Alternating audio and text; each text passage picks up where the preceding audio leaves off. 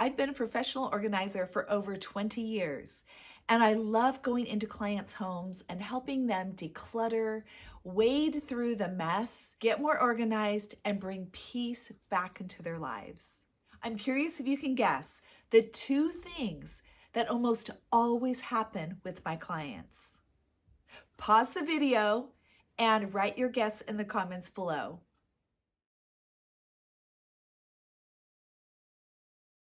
Hi there, welcome to The Peaceful Home. I'm Teresa Elling. I'm so happy to have you here. If you have not subscribed to my channel, would you consider that? All you have to do is hit that button and it's done. This is what helps to promote my channel, and it's your vote to say this is content that's worthy of being on YouTube. And make sure to hit that thumbs up button if you enjoy this video. Now, I would say for many years, these two things happened every time I worked with a client, across the board, 100%. That got broken a while back, and now I would say that it's maybe 9 clients out of 10. We're at about a 90% rate now. But these things are very common, and they've taught me a lot about decluttering, about how we view our space and our stuff. So the first thing that tends to happen a majority of the time is my clients will cry. Even though this happens a lot, it catches me slightly off guard. We kind of have to hit the pause and address what's going on. Often, professional organizing sessions are therapy sessions. Now, I found that there's at least 4 reasons why clients tend to cry. The first one is feeling overwhelmed. Just a complete sensory overload, a feeling of, I am so overwhelmed, I don't know where this is going or how I'm going to get through it. It's a fear of the unknown, and it feels a little scary. Next is decision fatigue. It just feels like too much. Too many decisions to be made about every single item in our homes. Do I keep this? Do I store it? Do I save it because I might need it someday? If I get rid of it and then I need it, then what? The fear of making a wrong decision can cripple us. Another reason clients cry is a sense of regret. How did I even get to this place? What is wrong with me? I can't keep a home?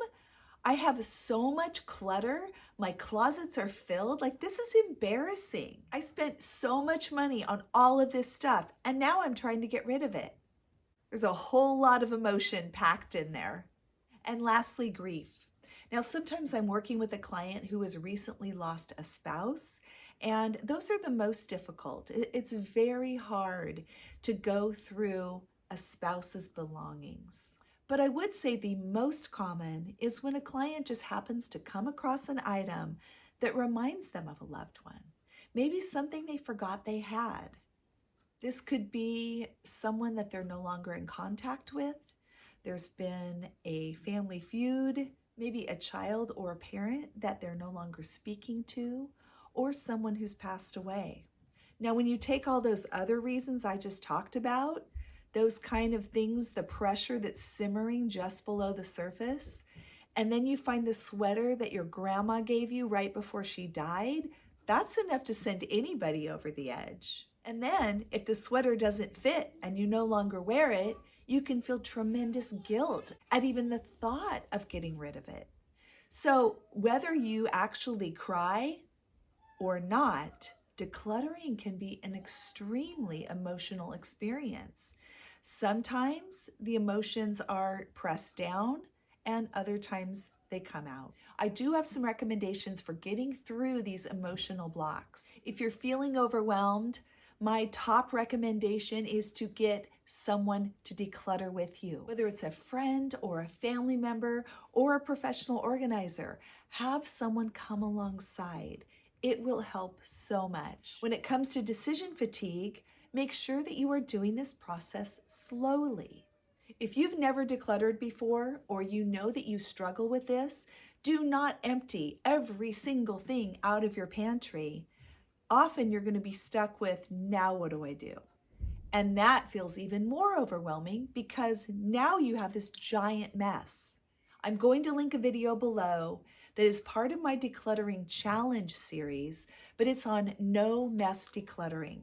And that is a great option for people that tend to get overwhelmed with even more clutter.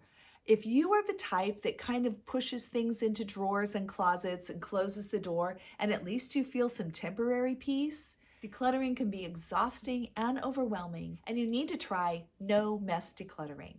It will change everything. Now, you will not speed through and have an entire closet or pantry done in a day, but it will really limit the decision fatigue and the overwhelm. This will allow you to declutter 5 minutes, 10 minutes, 20 minutes, an hour, whatever you choose each day, and you're not going to leave a mess behind. Check the description box below for that video. When it comes to regret and fear, this is where you have to change your mindset. You have to look at what you're telling yourself. We are such amazing, intricate, complicated creatures, and our minds will tell our bodies what to do. If we are thinking negative thoughts, our bodies will respond to that. We have to switch the focus, switch the narrative, the things that you're telling yourself over and over in your head. So instead of, I can't do this, it's just too much. You know what? This is overwhelming, but I'm going to call my friend tomorrow to help me, and I can do this bit by bit. There's no way I can declutter. This is just way too much. I'm done. I'm not doing any more. Instead, this is hard, but I can get through it 5 minutes a day. I'm going to commit to setting my timer and filling a bag or a box and putting it immediately in my car, and then I'm done. I can't believe how stupid I am. I overspend all the time, and for what? All of this junk that now I need to sort through and get rid of. Instead, you know what? This is a learning lesson. I can't get back the money that I've already spent, but I can have freedom and peace. Just because I bought all this stuff, I don't have to keep it all. I don't have to keep it in my life, adding to the chaos. I can choose to find other ways of being happy than spending money or bringing free items into my home. That will provide a very quick dopamine hit, but it doesn't last, and I'm left with the fallout. I can change this. It's so important that you pay attention to what you are thinking and what you are saying. Again, get some accountability. Get a friend to help who will check your thinking so that you can be productive. And lastly, grief. Hit the pause button. Feel what you're feeling. Acknowledge loss. Acknowledge sadness. Acknowledge joy. Maybe it's an amazing memory, even of someone that you've lost. A lot of times we might quickly kind of get over that cry, especially if we're working with someone else, and you can finish the job for the day, but I really encourage you that night, go back to that and say, wow, what was I feeling in that moment? Like, that was surprising. And acknowledge your feelings and process them. With emotions, we don't want to stuff them and hide them and not acknowledge them. We also don't want to live by them. We don't want emotions to rule our lives, and we don't want to make decisions based on emotion. We need to find that balance. Okay, are you ready for the second thing that always happens when I declutter with a client? It is we find things that they have lost, things that we're missing. Now, related to this, but somewhat different, is most of my clients find something very valuable. I've had clients find hundreds of dollars cash, a very expensive jewelry, things that are very significant to them that have been lost in the mess. Now, when I have a client who finds a hammer in the laundry room and they say, oh my goodness, I didn't even know I had that. I just went and bought another one. Does that ever happen to you? It happens to my clients all the time. They are just drowning in clutter, and when they need something, they can't find it, or they can't even remember that they have it. And so they go and they purchase a new one. This is definitely a wake-up call, and it will help you to realize, I need to manage my home better. I should know what I have. Now, as far as finding valuables, this drives the point home even further because here's something that is actually worth a lot of money, or it's very special to me, and I couldn't find it. So much clutter and junk in my home that I didn't even know where to look. Or maybe I have looked and looked and looked, and I couldn't find this item. That certainly is not the way I want to live. And reviewing this is really inspiring to me to remind myself that I do want a home that is tidy and organized. So I can find things when I need them. I know where my important, expensive things are, and I know what I have. Have either of these two things ever happened to you when you're decluttering? I would love to hear your stories in the comments below.